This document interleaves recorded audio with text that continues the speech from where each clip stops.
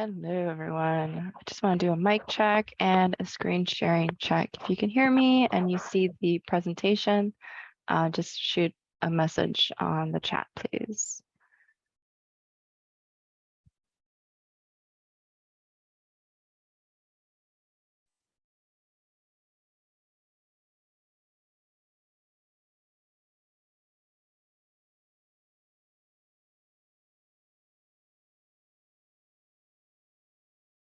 Perfect. Thank you, Andre.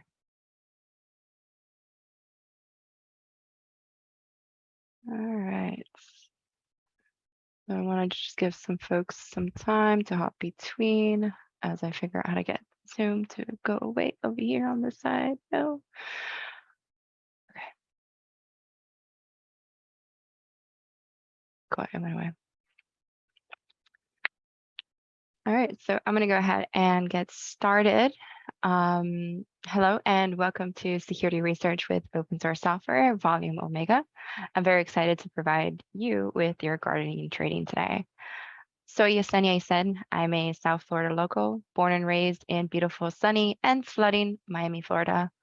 I'm sad that I can't make it in person and be a part of the wonderful networking opportunities and the activities that the great coordinators for this event have put together. However, feel free to connect with me on social, set up a virtual coffee chat. I have tons of cats, so no more cats, please. Or, see when our journeys can cross paths in person. Cool. A little bit about me. My first job was actually working drive-through for Taco Bell for about 3 years. The late night weekend hours, as I saved up money and paid for college expenses. After 10 long, passionate years in cybersecurity and the application security space, I'm currently a senior software security engineer for the Open SSF Alpha Omega project, which I'm going to talk to you a little bit more about today. Over my career, I've been a dedicated servant leader to the software engineering and cybersecurity realm. I've pioneered teams and systems for security operations, DevSecOps, supply chain security, essentially by executing on the never been done before. Something I strive to do is just tackle those solutions for never been done. As a cyber big sister, I've founded several women in tech organizations, particularly in the South Florida area. And I'm also a co-founder of the Latinas in Cyber organization. In my free time, I'm a practitioner and instructor in Brazilian Jiu-Jitsu, and I'm leading the women's self-defense program at my academy in Davie. So if anybody comes down to South Florida and you want to do some tech or you want to do some self-defense, please feel free to reach out and connect. I'm happy to connect via LinkedIn. You can follow me on GitHub, and there's a QR code for my personal website. I go by the code name Cyber Juretera. So it's Brazilian for jiu-jitsu practitioner. So in today's Guardian training, you'll find a few Easter egg QR codes to kind of guide you into more information, but our overall flow will be talking about digital portfolio. This is a term that I'm using to talk about how to move into any industry you're looking for and how to present yourself in the manner that you're looking to present yourself. We'll move into the security impact of open source software. I got some fun facts, some memes, some graphics, and some stats. Highlight on the Alpha Omega, just bring you up to speed on what that project is. Talk about some of the Omega tooling and where we're looking for your contributions or your assistance on that. We have 4 major components for the Omega tooling. So if security research, vulnerability, software, or software engineering interests you, at the end of this, feel free to reach out or look towards the resources. And then we're going to talk about how you can become an AO Guardian and work with us to contribute on our overall mission. So before we step into the exciting world of open source software, I want to take a moment and discuss a digital portfolio. And this will come full circle by the end of the talk.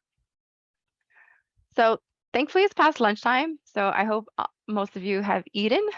So this wouldn't be too much a tease. Young Yesenia, so myself, I wanted to be a chef and work at a 5-star restaurant, serving glamorous individuals and celebrities. So in the chat, I just want you to write which of the 2 images would have used to kind of influenced my showcasing to future employees. Would it be the Palacio Jugos platter or the gecko in Miami?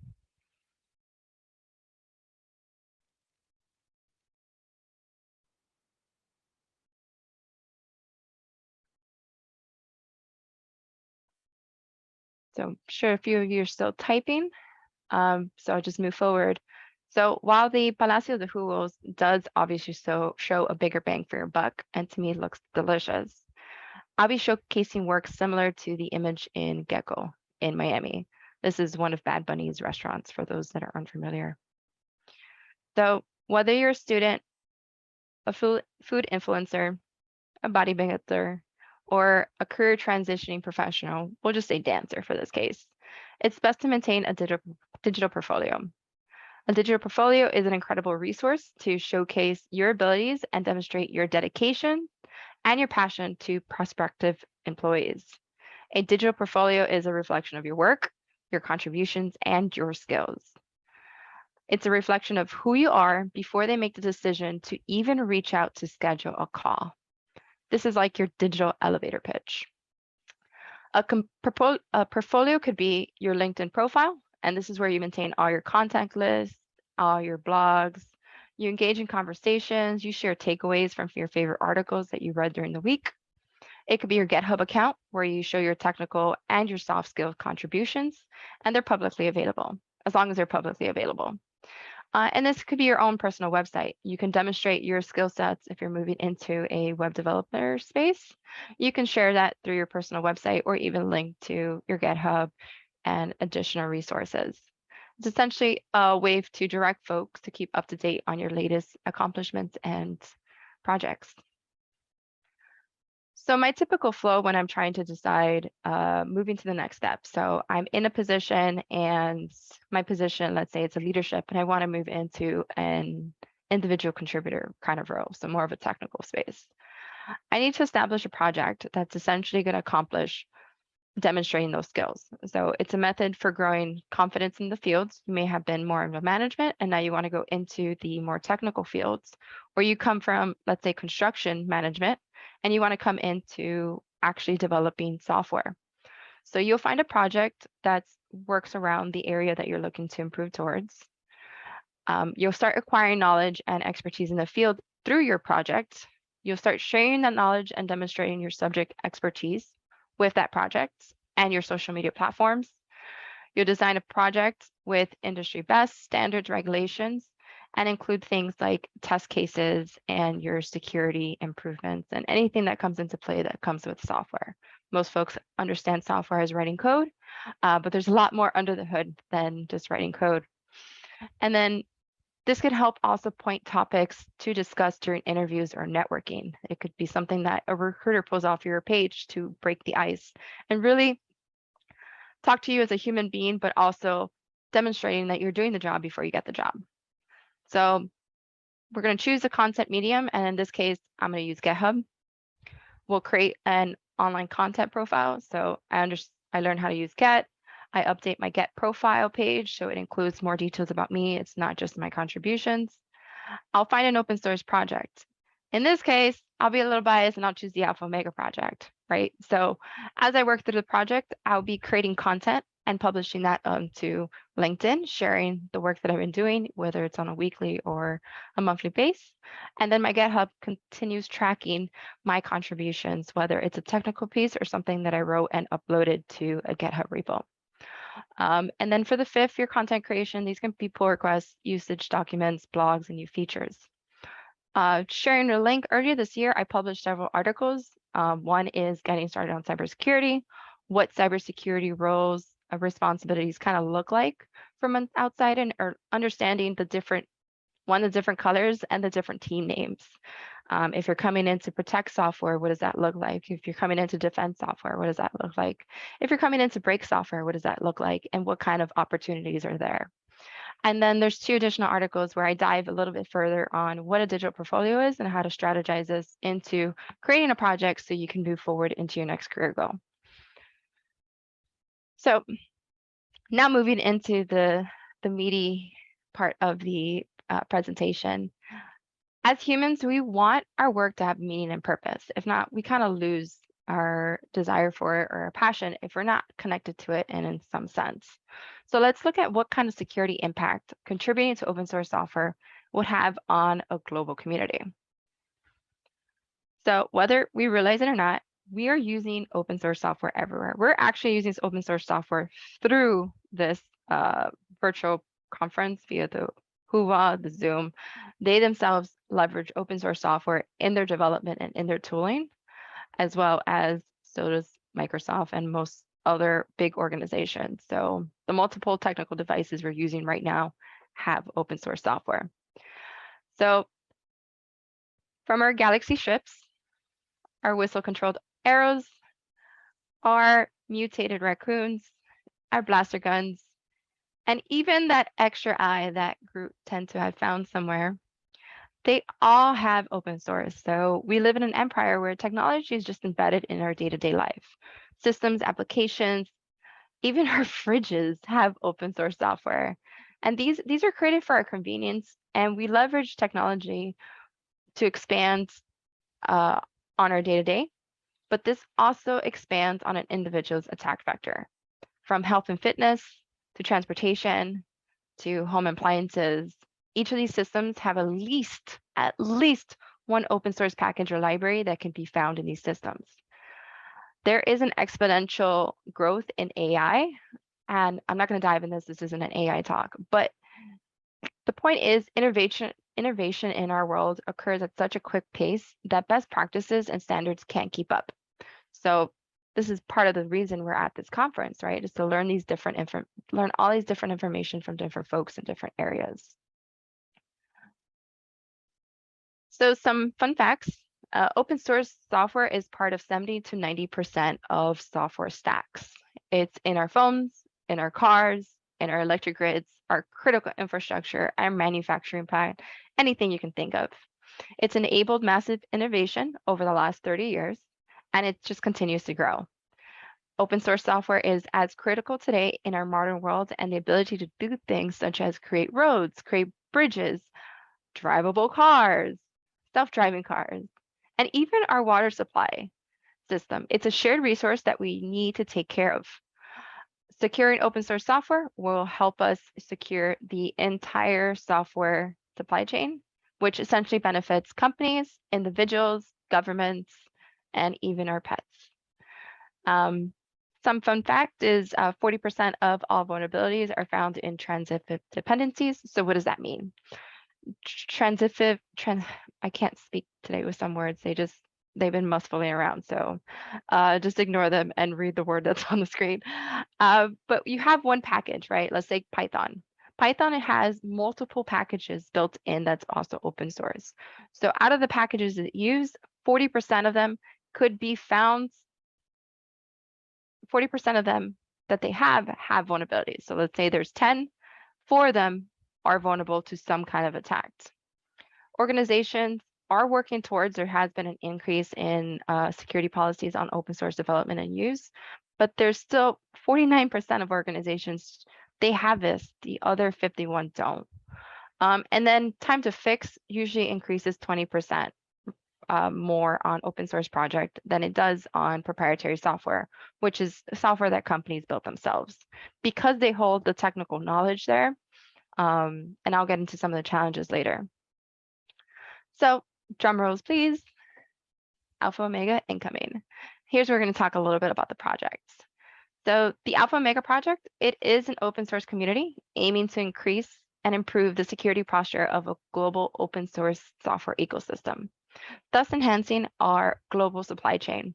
On average, a security researcher could spend 6 to 8 months on a single vulnerability, from tracking their status, engaging with maintainers, the back and forth on patching, making sure that they do it, arguing over, as much as they want about the patch that might have been come in, and all the complexity that's involved in vulnerability disclosure.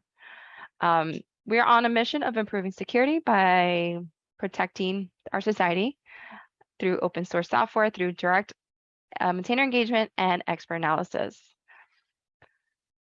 Now, the Alpha Omega project, there's 2 pieces. There's the Alpha and the Omega side. The reason for this is the beginning to the end. So on the Alpha side, we are working with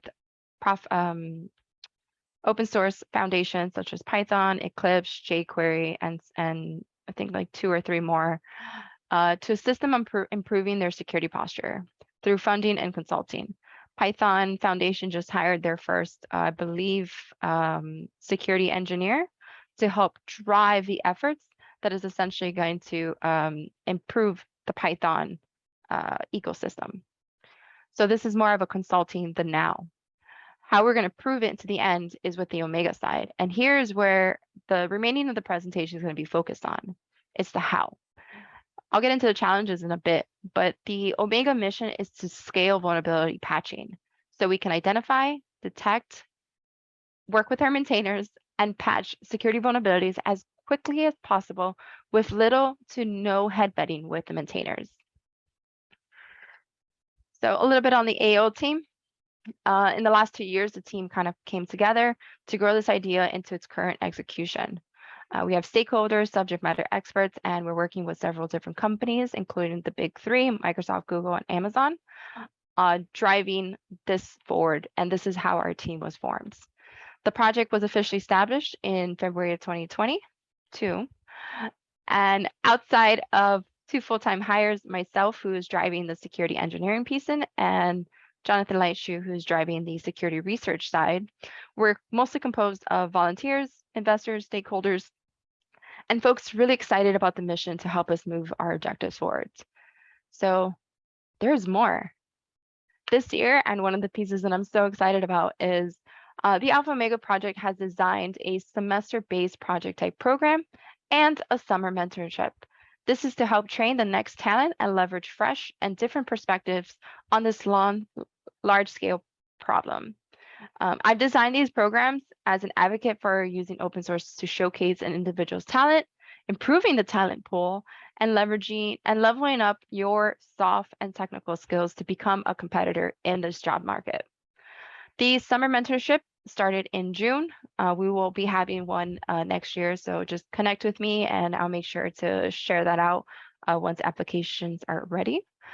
We had 4 mentees start in June. 2 are working with me on the Omega toolchain, and 2 are working with Jonathan on the security research.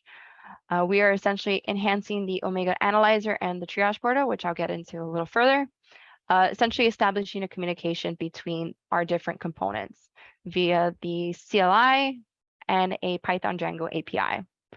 The mentees are also performing research, they're designing, they're building, they're collaborating, and they're working with the open source community to make this objective occur.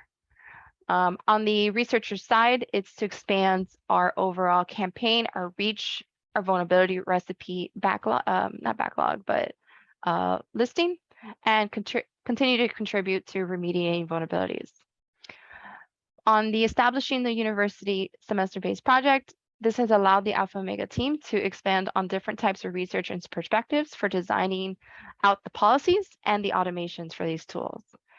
Myself and the team are also promoting a method for university students to work on their soft and technical skills as they prepare to enter the industry.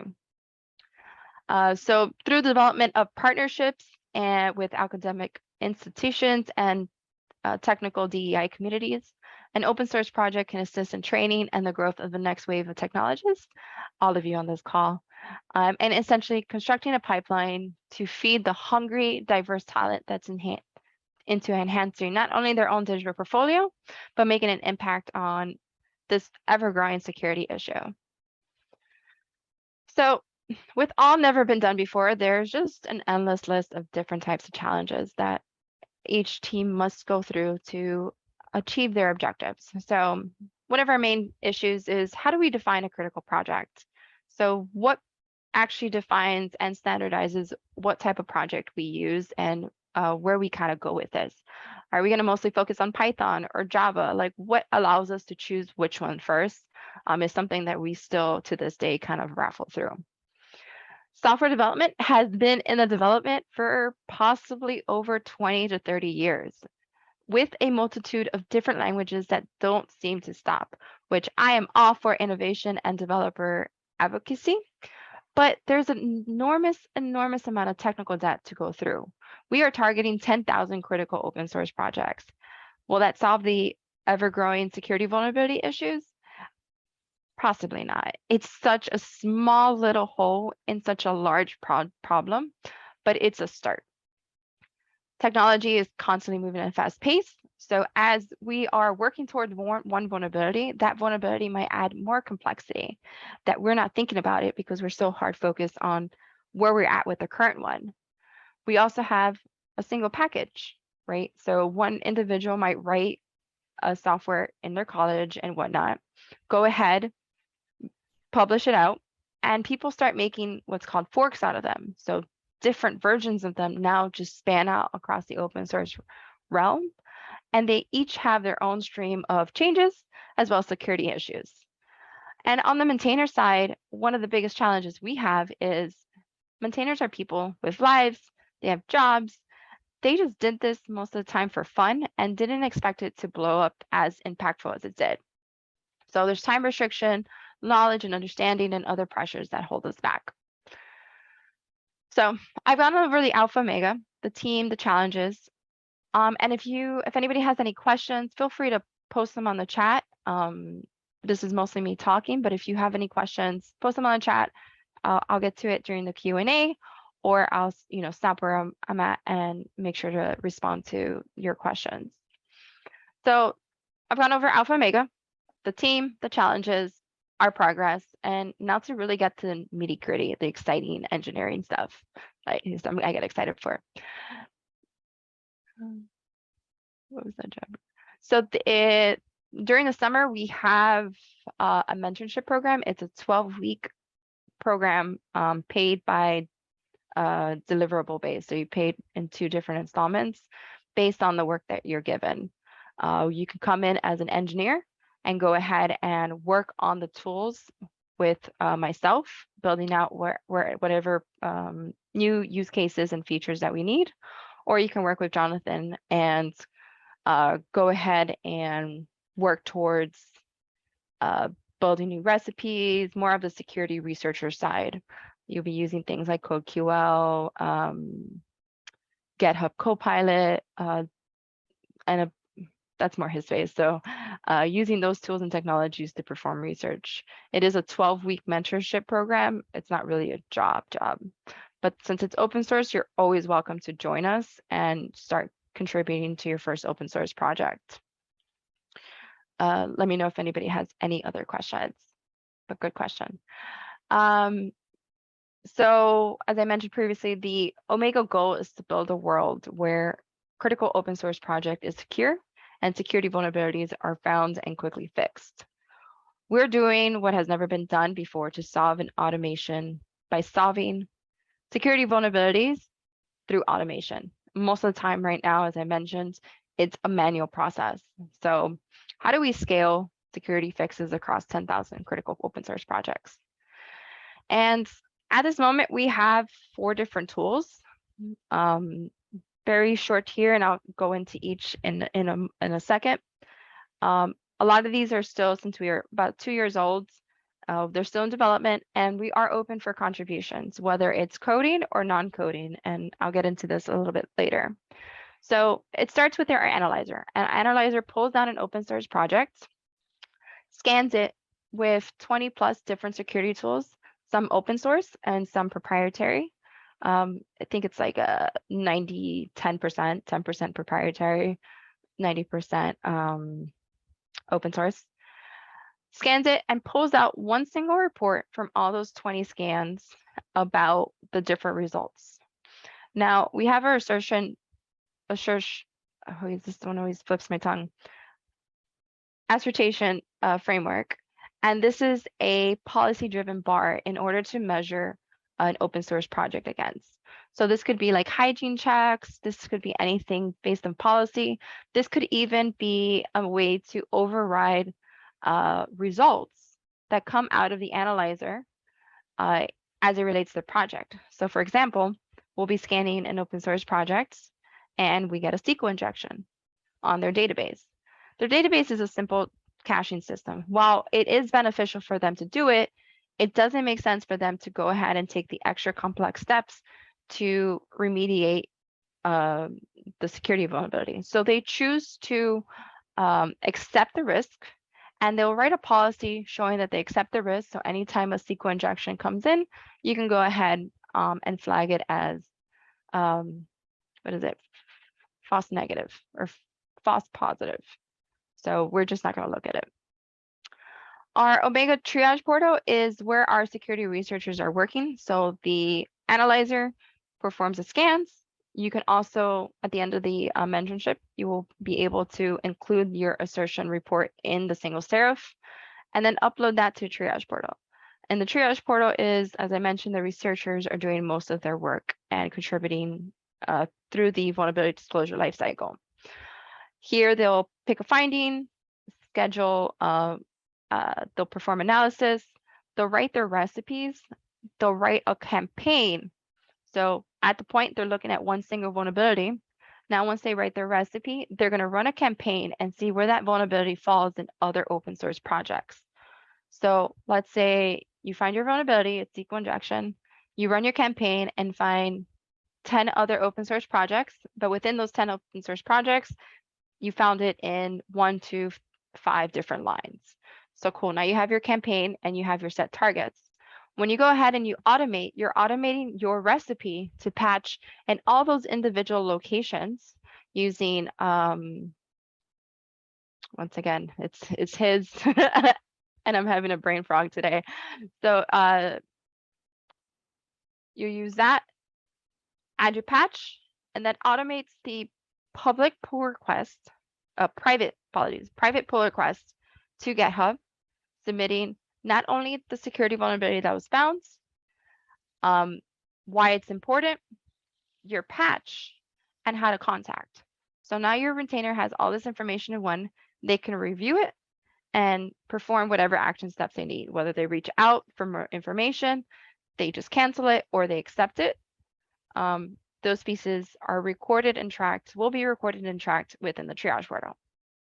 Now, running the campaign, that falls under the modern clients. That's a piece that we're looking to integrate into our portal, but that's a separate client that we have that actually runs the campaigns and does the automated pull request. So for the summer of 2023, we are creating synergy between the Omega toolchain components. So between the analyzer, the assertion framework, and the triage portal.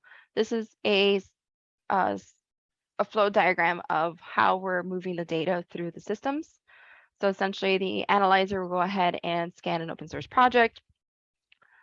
If the user enables assertion report, they'll go ahead and run the assertion on that particular package, compile the report into a single serif file, upload it, authenticate and upload it to an API, a Django GraphQL API that we're creating. It'll verify that the user's authorized to submit and add and also authenticate. We'll ensure that it's a supported format. And if it passes those 2 checks, we'll go ahead and parse out the assertion and the scan results into the database. And this is where the security researchers will pick it up. So the Omega toolchain, a little bit more technical details. We evaluate an open source project against 20 plus built-in security tools, using also a set of policies to produce a single serif of both the scan and the assertion report. The serif file is uploaded to Triage Portal via an API or the UI. The results are parsed and stored into the associated database, and then the security researcher will flow through the vulnerability workflow lifecycle for each. As I mentioned, these are some of the main components, and then you can find us on GitHub at OSSF Alpha Omega. Moving into the analyzer, so that was the whole tool chain. The analyzer, which is the first component, it's a Docker container with 20 plus security tools from Sneak, GraphQL, SemGrip, and others. It connects to the assertion framework for policy-based data, outputs a serif file, and is mostly written in Python. We have our assertion framework, and once again, all these are open for contributions. We have our development area kind of up, so we welcome any kind of contributions, whether it's UI, backend. This one's built with Python Django in a Docker container as well. Very POC at this point. And some of the major things to do within the next 2 or 3 months is add additional policies and assertions into our repository. We want to expand and improve on signing and validation options. So validating that this is a proper assertion, it's being added to the community group. Create CLI to query a service. So instead of having to build up this whole Django framework, you'll be able to run a CLI query checking a particular package to run it. This way, if you want to incorporate it into your CI/CD pipeline and perform those checks and automate that into GitHub, that's a possibility. We're also looking to make our assertions a little bit more complicated, really drilling down into the data we have and adding those complexities and those checks and balances. And then, of course, everything that goes into software, we have our automation, our production infrastructure, and integrations. So using that bit.ly, you can actually access our development environment, play around with it, and if you have any questions, feel free to add an issue on the Alpha Omega repo or reach out to us on Slack on the OpenSSF, and I'll get into how you get that data in a bit. Here's our triage portal. There's a demo video. Cool. So I'm not going to share the demo because I do want to open up for questions, but the video will be available. It's a demo walking through the triage portal. After you've assembled it, installed your dependencies on your local machine, your Python environment, you can run and install Docker and Docker Compose. You can run a Docker Compose builds, Docker Compose up, and you'll essentially get a Docker sandbox with Postgres, Redis, and the Django framework. We're working towards automating actions for our security researchers, from creating recipes within the triage portal and storing that both in a repository, a GitHub repository, and within the portal. Tracking our vulnerability disclosure as we flow through the life cycle. How are we tracking this and keeping up to date to make sure that we're on the same track?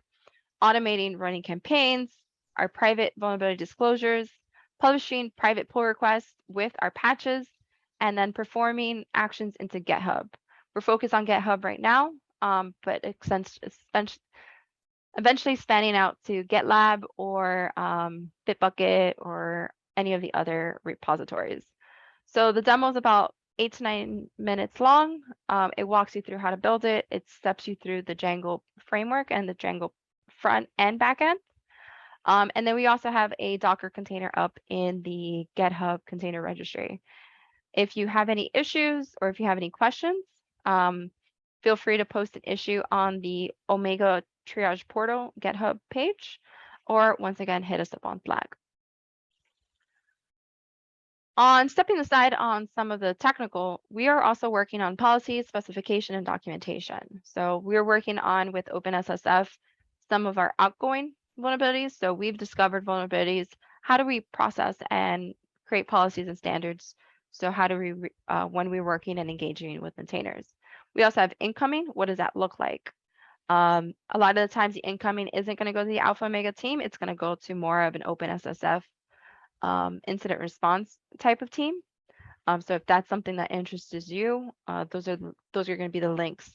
The specification on the top is discussing how we're going to be doing these vulnerability fix campaigns. So different technical considerations and process flows that we need to think of as we're engaging with maintainers, as we're pushing out sensitive data, as we're communicating our patches, our vulnerabilities. One of the bigger things is having a project enable private vulnerabilities. We don't want to be publishing security vulnerabilities in a public form that anybody can go and see. We want to be able to reduce the confidentiality of it and make sure that whoever has to see it are the people that need to see it. So those are some documentation. The specification is what we're working towards to work on the automation for the triage portal and design and figure out the different workflow steps. This one's a shorter little demo, so I can show you this, but this is kind of hard to see on the screen. But this is our Modern campaign. So we have essentially sent out a single vulnerability, and we're working through different projects and organizations to discover where it's at. It might be hard to see on your screen, but on the first column is our status. So where are we? If it's being queued, if it's in progress, or has it finished? The next is our organization. So in GitHub, you have organizations. It could even be an individual person. So just classifying where it's coming from. So it could be from OpenSSF.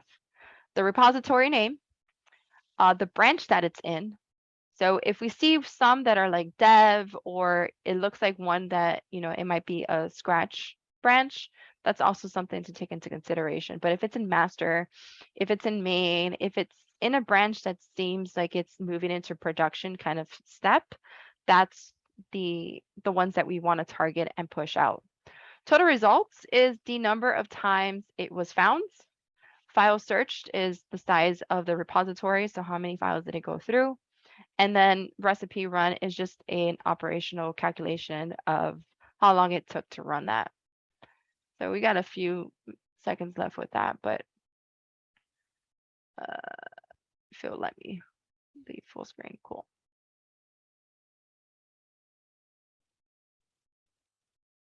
And then once again, if you're looking to contribute, have questions, or have any issues when you're trying to run it, these are on the two repositories that it falls under. The page that you're seeing, the demo that was showed, falls under the OpenSSS Omega Mandarin client. And then the specification and the automation we're looking to do for our fix campaign falls under the Open Auto Vulnerability Disclosure. So cool. We've gone through the technical pieces, and the beauty of open source is that it's accessible and it's inclusive. It empowers individuals from all walks of life to contribute regardless of the background or location. It's a very virtual environment. By leveraging this global collective intelligence, we can drive positive change and solve pressuring issues affecting our planet, essentially. Open source communities offer abundance of learning opportunities. We have mentorships, we have a hands-on experience that could essentially propel your professional journey.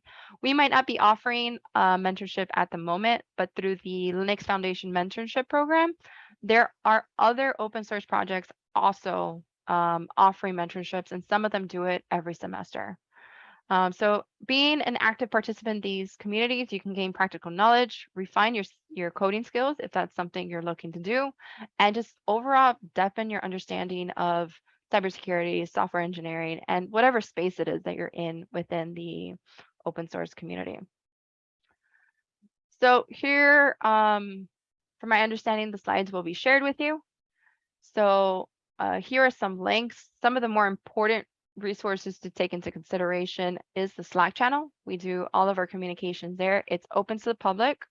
I usually suggest folks get on the general chat and say, hi, this is what I want to do. Can someone direct me to a project? We have a public event calendar. Those are also open to folks, anybody that's online and wants to come. And then if you want to learn more about the different projects without, coming on Slack and saying hi to, tons of people on a Slack channel, I understand that pressure. You can look at join a working group project, and that kind of breaks down a very high level of the different work that's going on. You might not find everything though. So if what I talked about does not interest you at all, there are tons of projects that may better fit and be aligned with your career goals. We have projects on machine learning, AI, governance, supply chain security, Hyperledger, automotive, cloud.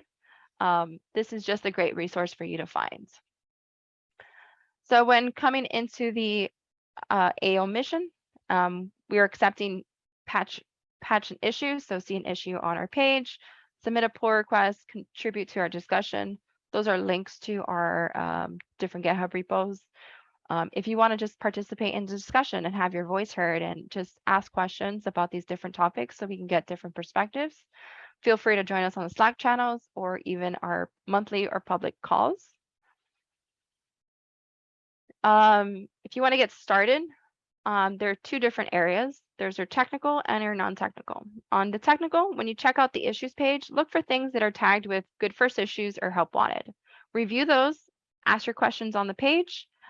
I would most likely get back to you, or you can find me on Slack and send me a link to the different pages, to the different issues if you're not sure which one you should start first. On the net and technical side, we need help with documentation, content creation, and just outreach. This can go from writing standards, blogs, and articles that you'll be publishing under your name, and the OpenSSF will assist with marketing and advertising in the different areas of social media as well. Review documentation from a developer advocate perspective. A lot of times we're writing things from a technical perspective, so having that fresh vision of like, does this make sense to somebody that doesn't know what's going on, really helps. Chat with open source maintainers and security researchers for insight and feedback. I've seen calls where I've introduced new folks and they've asked questions, and we actually changed how we flowed because it didn't make sense to a new individual, and they brought in a lot of good ideas and things that we didn't think about. And of course, be creative with videos, onboarding document, and the onboarding process and content creation for outreach. If you're interested, feel free to reach out. And the last thing I'm going to leave with, I know I've just word vomited a lot of good information here, and thankfully it's recorded and you'll have the slide decks. But OpenSSF has an education DEI SIG. So SIG is Security Initiative Group. We are working with our best practices group and our different areas, including our education areas, to provide a way to establish a pipeline for new students and career transitioning individuals to get more of a voice at the table. The folks at OpenSSF, we put together an education DEI SID to strategize and tackle objectives to help provide pathways for folks like yourself to ease into open source and leverage it to actually make an impact to the world. You might join a company and the company's cool, but you might not feel like you're making such an impact to the world. You're just making an impact into a CEO's pocket. So for me, I found open source very passionate and very promising because I see the impact that's actually going on to the world. So check out the OpenSSF calendar. We have fluctuating. So one week we'll have an education SIG meeting on Wednesdays, and then the following week we'll have an education DEI. I'm going to be sharing all my socials soon. I'm running out of time. But we had a very good community office hour this past month where we had about 5 to 6 individuals come in and just ask their pressuring, like those career questions. Like, how do I get over social imposter syndrome? How do I, as a new person, should I negotiate? Should I consider my non-negotiables when finding a new job? How do I know if this job is the right place for me? Here's my resume. We didn't share their resume, but they shared their resume with certain individuals, and we had live feedback right there on a public forum. We didn't, like I said, we didn't display the resume, but the proper individuals had a look, and we just gave them advice on how to improve it and how to demonstrate their skills to move forward. So with that, I do want to thank you for coming and joining the talk. You have completed your open source security research training. Thank you so much for your attendance. And I may have not seen you in person this week, but I hope to see you in the open source world, creating impact, building your confidence, and contributing with others on solutions for never been done before. With that, I'll leave the questions and a link to our website.